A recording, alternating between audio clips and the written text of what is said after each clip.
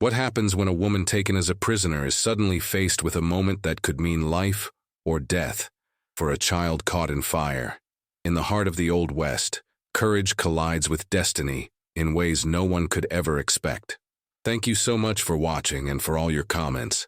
Let me know at the end if you liked the story and where you're watching from and why you're following this. The scorching Texas sun beat down on the dusty plains as Sarah Miller clutched her shawl tightly around her shoulders. The stagecoach rattled violently beneath her, each bump sending sharp pains through her already aching body.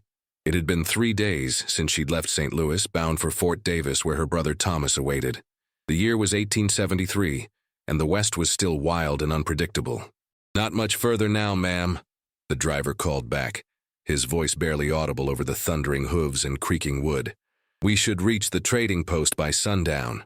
Sarah nodded, though no one could see her acknowledgement. At 32, she was considered past her prime for marriage, but that hardly concerned her. After losing her husband in the war, she'd made peace with solitude. Teaching had become her life, and the promise of a new school at the fort gave her purpose. The stagecoach suddenly jerked to a halt, throwing Sarah forward. She caught herself against the opposite seat, heart pounding. "What's happening?" asked the elderly gentleman seated across from her, his weathered hands gripping his walking stick. Before anyone could answer, a chorus of war cries split the air. Sarah's blood ran cold. "Comanche!"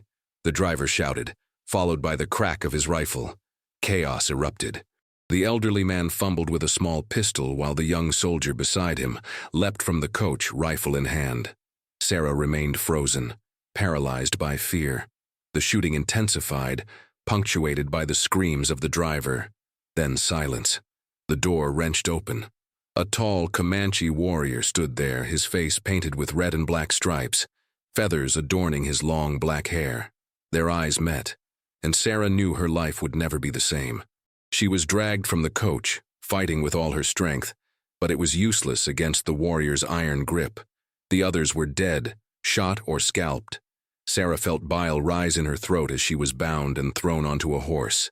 The last thing she saw before being blindfolded was the stagecoach engulfed in flames, her belongings and hopes burning with it. They rode for what seemed like days. Sarah's wrists were raw from the bindings, her lips cracked from thirst. When they finally stopped, the blindfold was removed. Before her stretched a Comanche camp, teepees dotting the landscape, smoke rising from cooking fires, children playing, women working. It was both terrifying and mesmerizing. The warrior who captured her, whom she later learned was called Tabe, roughly pushed her toward a teepee where an older woman waited. The woman's face was weathered by the sun and years, her dark eyes scrutinizing Sarah with neither kindness nor malice. "Work," the woman said in broken English, pushing a basket of corn into Sarah's hands. "You work or die." The next weeks passed in a haze of exhaustion and fear. Sarah was given menial tasks, grinding corn, fetching water, scraping hides. Her fair skin burned under the relentless sun. Her hands blistered and bled. She learned to keep her eyes down, to move efficiently, to anticipate needs before they were expressed. Speaking was forbidden unless spoken to. One morning, Sarah noticed a young boy watching her from behind a nearby teepee. He couldn't have been more than 6 or 7, with intelligent eyes that seemed to pierce through her. Unlike the other children who mocked or avoided her, this boy showed curiosity without hostility. "Hello," Sarah whispered when no adults were looking, offering a small smile. The boy didn't respond but didn't run away either. The next day he appeared again, this time holding out a small carved wooden horse. "Thank you," Sarah said, accepting the gift with trembling hands. "What's your name?" "Tashunka," came the soft reply. "It means little horse." Before Sarah could respond, Tabe appeared, his face contorted with rage. He grabbed the boy roughly by the arm, shouting in Comanche. Sarah didn't need to understand the words to know that contact with her was forbidden. As Tabe dragged Tashunka away, the boy looked back once, his eyes filled with a mixture of fear and defiance. That night, huddled in her small corner of the slave women's teepee, Sarah clutched the wooden horse and wept silently. It was the first gift of kindness she'd received since her capture, and it had come from the most unexpected source, the son of her captor. Weeks turned to months and summer faded into fall.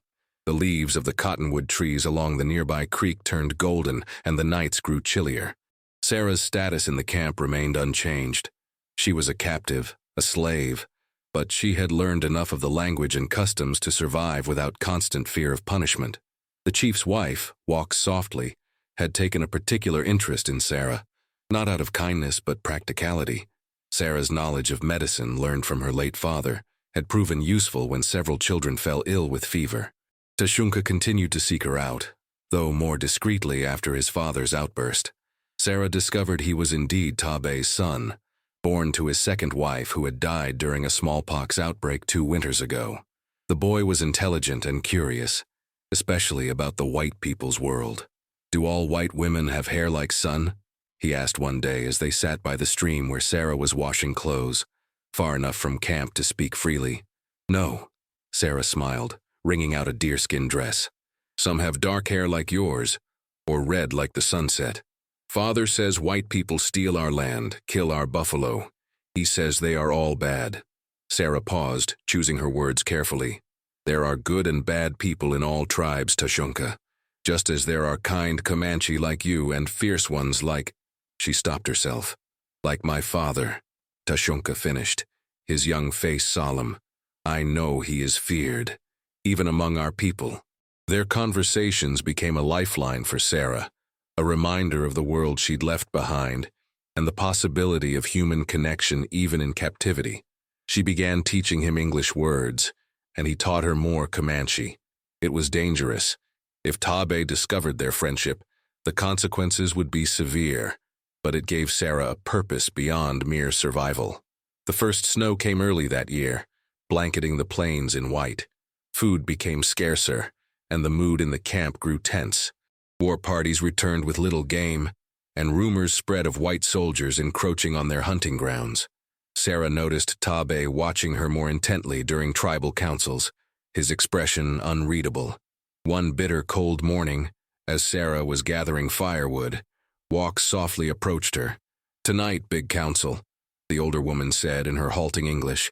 "Chiefs from other bands come. Tabe want you there." "Me? Why?" Sarah asked, apprehension rising in her chest. "Show you off.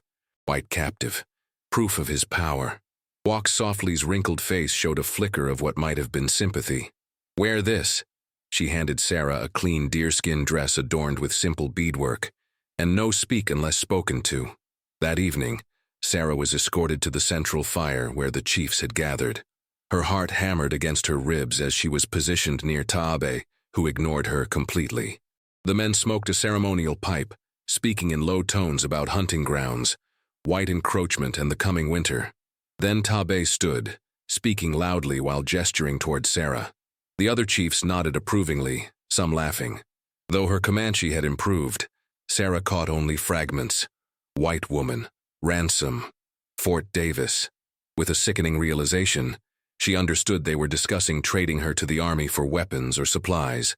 From the shadows beyond the fire, Sarah spotted Tashunka watching, his small face tight with concern. When their eyes met, he quickly disappeared into the darkness. Later that night, as Sarah lay awake on her buffalo hide, the flap of her teepee rustled. Tashunka slipped inside, his movement silent as a shadow. "They will take you away," he whispered urgently. "Tomorrow, to the trading post." Sarah's heart leapt. Was she being ransomed, returned to her own people? But Tashunka's next words crushed her hope. "Father trades you to Long Knife Chief for many rifles. But Long Knife Chief is bad man. He not take you to white people. He keep you for himself." Sarah's blood ran cold. She'd heard stories of captives traded between tribes or sold to unscrupulous frontiersmen. Sometimes they disappeared completely. "How do you know this?" she asked. "I listen. Always listen," Tashunka replied. "Father thinks I sleep, but I hear everything." He hesitated, then added, "I can help you run away. Tonight." Sarah stared at the boy in disbelief. "Tashunka, they would kill you if they found out. Not if we both go." His young face was determined beyond his years. "I know safe place. Old hunting cabin. White man's building, but empty now. We hide there until soldiers from fort come looking." "Why would you do this?" "Tabe is your father." Tashunka's eyes lowered. Father is great warrior. But since mother died, his heart is hard like stone.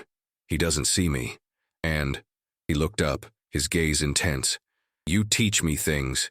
You don't hit me when I ask questions. You are kind. Sarah felt tears spring to her eyes. This child was offering to risk everything to save her. It was madness and yet her only chance. If we're caught, she began. We die, Tashunka finished simply. Better than you go with long knife. That night, as the camp slept and the guards dozed by dying fires, Sarah and Tashunka slipped away like ghosts. The boy had prepared well, bringing a small bundle of dried meat, a water skin, and a knife he'd stolen from his father's collection. They traveled through the night, guided by moonlight and Tashunka's uncanny sense of direction. By dawn, they'd put miles between themselves and the Comanche camp, hiding their tracks as best they could in the snow-dusted terrain. Sarah knew their escape would be discovered at first light, and she knew Tabe would come for them, his rage terrible to behold. But for now they moved forward, an unlikely pair bonded by circumstance and surprising affection, heading toward an uncertain sanctuary and the faint promise of freedom. The abandoned hunting cabin appeared like a mirage against the desolate landscape after nearly 2 days of grueling travel. It was little more than a crude shelter, a single room with walls of rough-hewn logs, a stone chimney, and a roof that sagged precariously on one side. But to Sarah, exhausted and half-frozen, it looked like a palace. We must be careful, Tashunka warned as they approached. Sometimes trappers use this place. They circled the cabin cautiously. No smoke rose from the chimney. No horses were tethered nearby. No recent tracks disturbed the thin layer of snow. Only when they were certain it was empty did they venture inside. The interior was sparse. A crude table, a broken chair, a platform bed frame covered with moldy straw, and a stone fireplace. The floor was dirt, packed hard by years of use.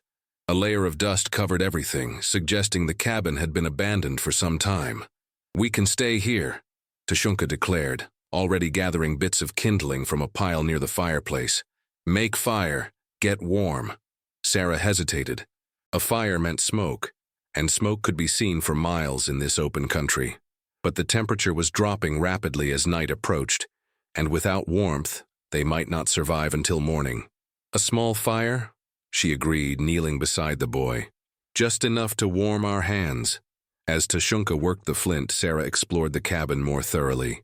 In a corner, she discovered a cache of supplies left by the previous occupant. Some dried beans, a small sack of flour infested with weevils, a dented cooking pot, and most valuable of all, a heavy woolen blanket. It smelled of mildew and wood smoke, but it was whole. Look what I found, she said, shaking out the blanket. Dust motes danced in the fading light that filtered through the cabin's single window. Tashunka's eyes widened appreciatively as a small flame caught in his carefully arranged kindling. Good medicine, he said, using the Comanche phrase for good fortune. They ate sparingly from their dwindling provisions, huddled before the tiny fire. Outside, the wind howled across the plains, finding every crack in the cabin's walls. Sarah thought of the Comanche camp, wondering if Tabe had organized a search party, how far behind they might be, whether they would track them to this isolated spot. Will your father follow us? She asked Tashunka, who was staring into the flames. Yes, he answered without hesitation. Father is best tracker in the band, but snow helps us, covers our trail. He looked up at her, his dark eyes reflecting the firelight. 2, maybe 3 days before he finds us. And then? The boy didn't answer immediately. When he did, his voice was small. Father will be very angry. Sarah reached out, drawing Tashunka against her side. I won't let him hurt you, she promised, though she had no idea how she would keep such a vow against a Comanche warrior.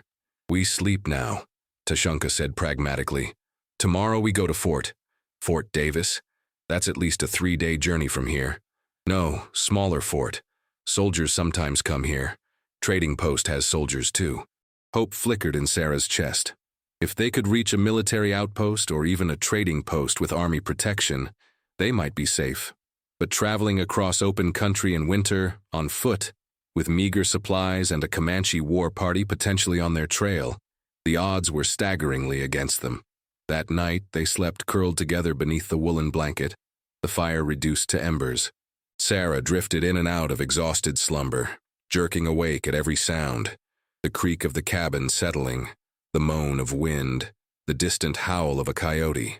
Tashunka slept soundly beside her, his breathing deep and even, trusting in a way that made Sarah's heart ache.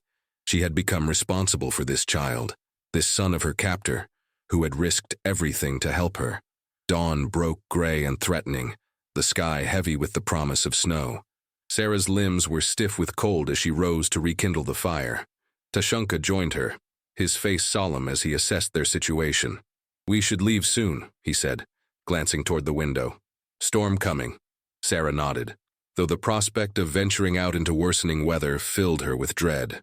They ate the last of their dried meat, saving the remaining beans for later. Using strips torn from her petticoat, Sarah bound her feet and Tashunka's with extra layers of protection against the cold before pulling on their moccasins. They were nearly ready to depart when Tashunka froze, his head tilted toward the door. "Horses," he whispered. Sarah's heart stuttered.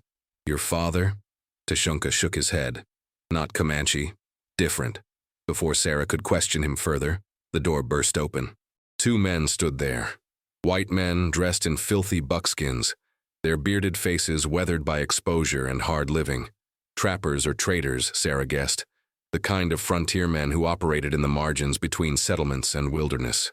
"Well, looky here," said the taller man, a gap-toothed grin spreading across his face.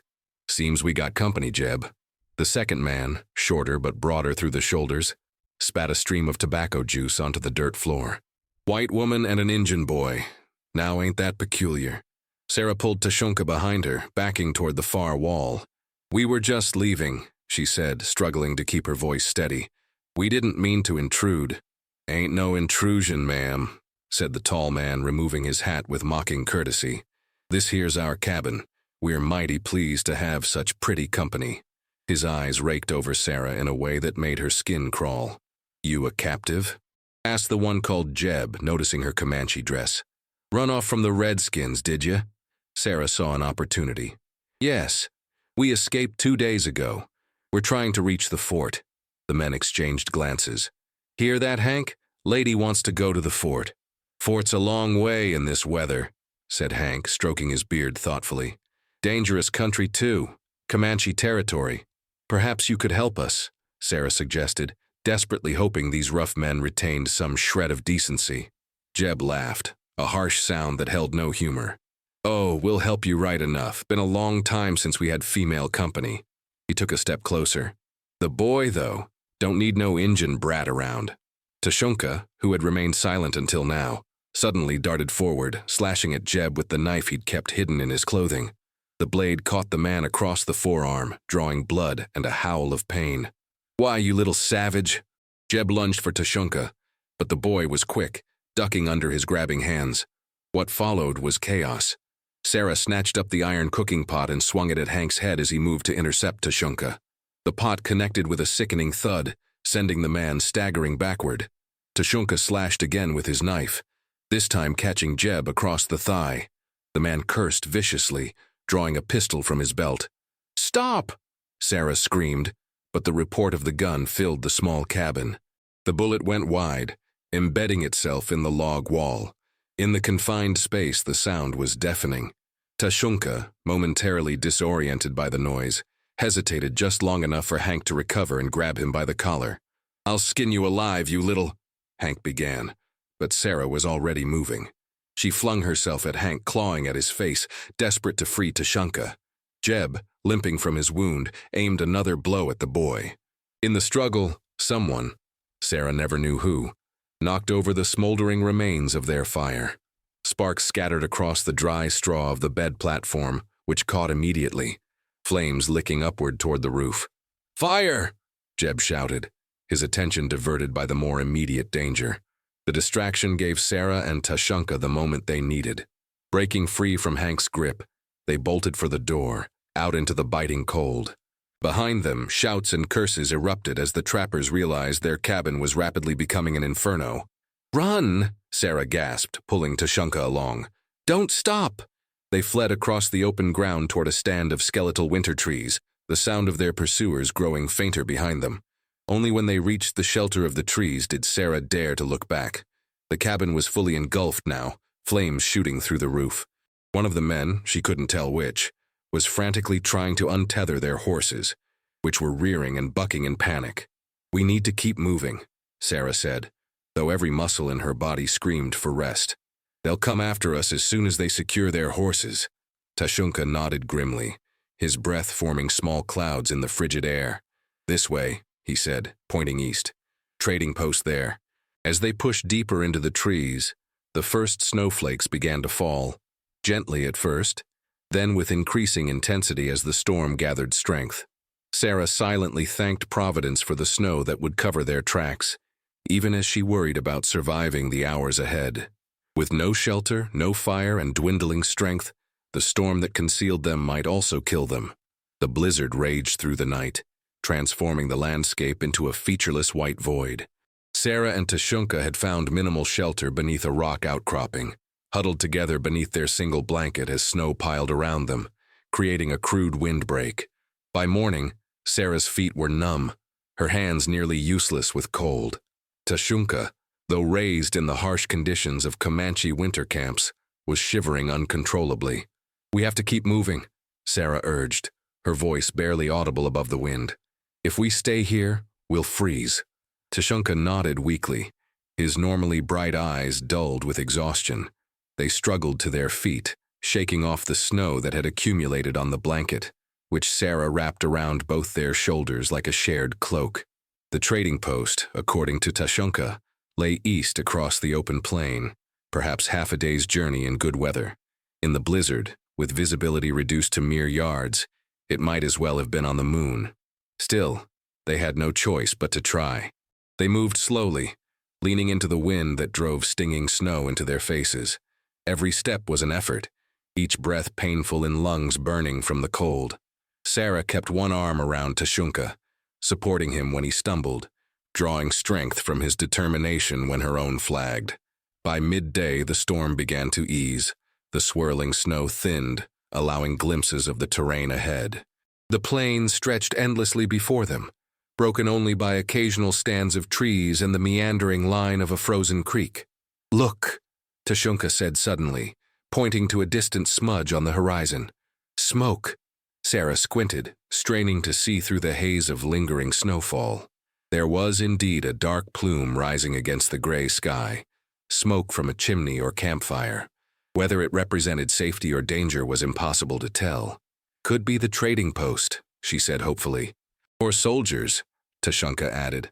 "Or your father," Sarah couldn't help suggesting. The boy's face grew solemn. "If it's father, he will kill you now." They decided to approach cautiously, keeping to whatever cover the sparse landscape offered. As they drew closer, details emerged. Not a trading post, but a small homestead. A rough cabin, a lean-to stable, a corral containing several horses stomping restlessly in the snow. "White man's house," Tashunka whispered. "Not soldiers." Sarah assessed their options. The homesteaders might offer shelter and food, perhaps even help them reach the fort. Or they might be like the trappers, dangerous, untrustworthy. There was also the risk that Tabe had already visited the homestead, perhaps questioning the occupants about fugitives. "We need help," Sarah finally decided. "We won't survive another night in the open." They approached openly, not wanting to appear threatening. When they were within 50 yards of the cabin, the door opened and a man stepped out, rifle in hand. He was tall and broad-shouldered, with a thick beard and weather-beaten face. A frontier farmer by the look of him. "That's far enough," he called, raising the rifle. "State your business." Sarah stopped, keeping Tashunka partially behind her. "My name is Sarah Miller. This is Tashunka. We've been traveling through the storm. We need shelter, just until the weather clears." The man frowned, taking in Sarah's Comanche dress and the Indian boy beside her. His rifle remained steady. "You a captive?" "I was.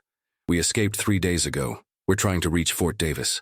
The man seemed to weigh her words, suspicion warring with basic human decency. Finally, he lowered the rifle slightly. "Martha," he called back toward the cabin. "Come out here." A woman appeared in the doorway, wiping her hands on an apron. Her gray-streaked hair was pulled back in a severe bun, her face lined with years of frontier hardship. She gasped at the sight of Sarah and Tushunka. "James Hollister," the man introduced himself, his voice still wary. "This is my wife, Martha." "Please," Sarah said, not too proud to beg if necessary. "The boy is exhausted. We haven't eaten since yesterday." Martha stepped forward, placing a restraining hand on her husband's arm. "For heaven's sake, James. They're half frozen. Look at the child." James hesitated another moment, then nodded curtly. "Come in then, but I'll be keeping my rifle handy. First sign of trouble." "There won't be any trouble," Sarah promised. Inside the cabin was wonderfully warm, the air thick with the scent of baking bread and wood smoke. A large iron stove dominated one wall, radiating blessed heat. Two young boys, perhaps 9 and 11, stared wide-eyed at the newcomers from a corner where they'd been playing with wooden toys. "Sit by the fire," Martha instructed, already ladling stew into bowls. "Eat something before you tell your story." Sarah and Tushunka needed no second invitation. They sank down before the hearth, accepting the food with trembling hands. The stew was simple: venison, potatoes, wild onions, but Sarah thought she'd never tasted anything so delicious. As they ate, James stood near the door, rifle still close at hand, watching them with cautious eyes. The Hollister boys crept closer, fascinated by Tushunka's Comanche clothing and long black hair. "You boys get back to your lessons," Martha scolded gently. Then, to Sarah, "We don't get many visitors out here, especially not in winter." When they'd finished eating, Sarah told their story: her capture during the stagecoach attack, the months in the Comanche camp, Tushunka's warning about being traded to Long Knife, their escape and subsequent encounter with the trappers. "Sounds like you've had quite an ordeal," James said when she'd finished, his posture slightly less rigid now. "And you say the Comanche are tracking you?" "Taabe," Tushunka's father, "is a skilled tracker, but the snowstorm may have covered our trail." Martha looked troubled. "James, if Comanche warriors come here—" "I know," he cut her off grimly.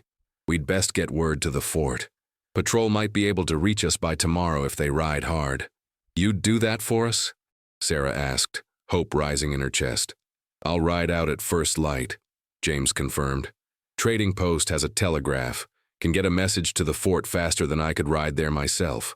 That night, Sarah slept on a pallet near the stove, Tushunka curled beside her.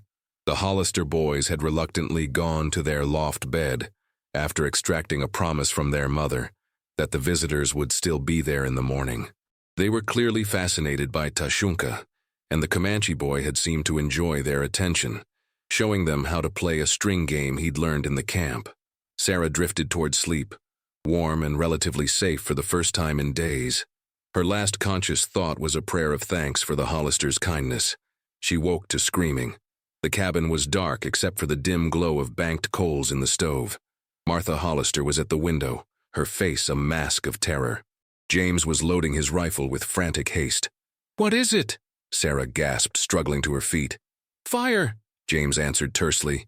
"The stable's burning." Tushunka was already awake, his eyes wide. "Comanche," he whispered. Sarah's blood turned to ice. "Taabe?" The boy nodded solemnly. "He found us." Outside, flames illuminated the night, casting grotesque shadows across the snow. The lean-to stable was fully engulfed, the horses within screaming in terror. Dark figures moved in the firelight, 3, maybe 4 warriors. "Get the boys down from the loft," James ordered his wife. "Everyone stays away from the windows." He turned to Sarah, his expression grim. "They'll burn us out if they have to." "Let me talk to them," Tushunka said suddenly. "I can talk to my father." "No," Sarah grabbed his arm. "He'll kill you for helping me escape." "He is my father," Tushunka replied with simple dignity. "He will listen." Before anyone could stop him, the boy darted to the door and slipped outside. Sarah cried out, lunging after him, but James held her back. "Let him go," the farmer said. "Boy might be our only chance." Through the window, they watched as Tushunka walked steadily toward the burning stable, his small figure silhouetted against the flames. The warriors converged on him, one seizing him roughly by the arm. Even from a distance, Sarah could recognize Tabe's commanding presence. I have to go out there, she decided. I can't let him face this alone. That's suicide, James protested. You're the one they want. Exactly. And I won't let anyone else die protecting me. Before James could stop her, Sarah pushed past him and stepped outside into the bitter cold. The snow crunched beneath her feet as she walked toward the confrontation by the burning stable. She could hear Tashunka's voice now, high and clear, speaking rapid Comanche. Taabe responded, his voice thunderous with rage. As Sarah approached, all heads turned toward her. Taabe's expression was murderous, his hand gripping his son's shoulder with punishing force. Tashunka's face was tear-streaked but determined. Let him go, Sarah said in Comanche, her accent imperfect but understandable. Your quarrel is with me, not your son. You corrupted him, Taabe spat back. Made him betray his people. He saved me because he has a good heart. Because he knows kindness is strength, not weakness. Taabe stepped toward her, releasing Tashunka. You will die slowly for this, white woman. At that moment, a terrified whinny cut through the night. One of the horses, trapped in the burning stable, was still alive. Without hesitation, Tashunka broke away from the warriors and ran toward the flames. Tashunka, no! Both Sarah and Taabe shouted simultaneously. The boy disappeared into the burning structure. For a heartbeat, everyone stood frozen in disbelief. Then Sarah was running, following Tashunka into the inferno without conscious thought. Heat assaulted her instantly, stealing her breath. Smoke stung her eyes as she peered through the dancing flames. Tashunka! She called desperately. A small sound drew her attention to the far corner where Tashunka was struggling to free a panicked pony. The roof above him groaned ominously, sparks raining down. Leave it, Sarah shouted. We have to get out. No, Tashunka cried. This is Standing Cloud's pony, father's best horse. Understanding dawned through Sarah's terror. The boy was trying to redeem himself in his father's eyes by saving the prized animal. She pushed forward through the smoke, reaching Tashunka just as a burning beam crashed down beside them. The boy's clothing had caught fire, flames licking at his sleeve. Sarah didn't hesitate. She wrapped her arms around him, smothering the flames with her own body. Pain seared across her back and arms as she dragged Tashunka toward the entrance. The frightened pony forgotten. They emerged from the stable into the clean, cold air, coughing and gasping.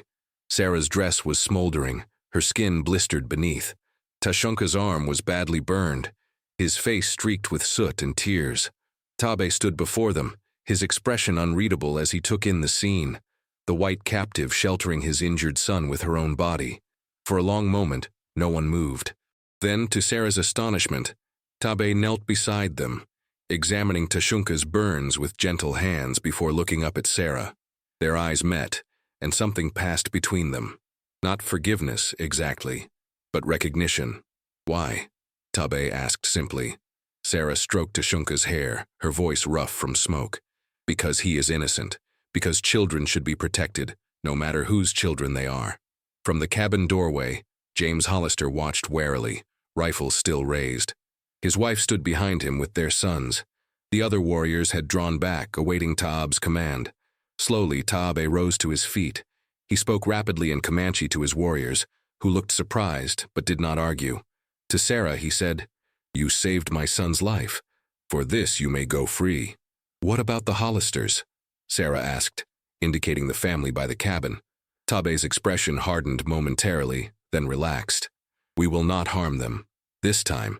As dawn broke over the snow-covered plains, Sarah stood on the Hollisters' porch, watching the Comanche warriors ride away.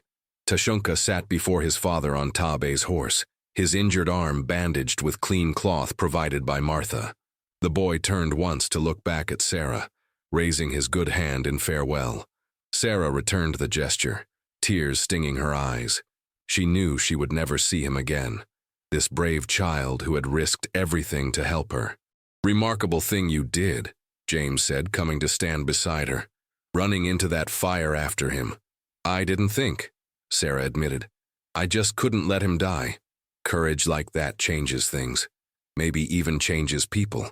James gazed at the departing Comanche. I've sent word to the fort. Patrol should be here by nightfall to escort you to safety.